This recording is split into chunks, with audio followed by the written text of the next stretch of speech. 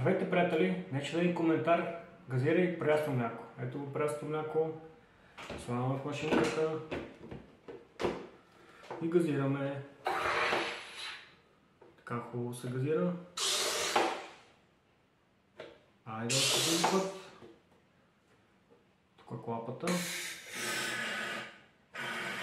Гледаме какво ще стане.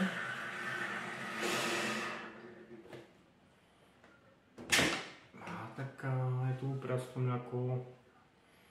Ако искате и вие такава машина, разгледайте профила ми, там е описано съвсем всичко какво трябва да се прави. И така.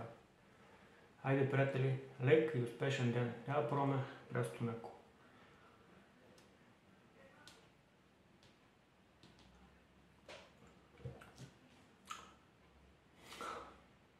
Горе-долу става.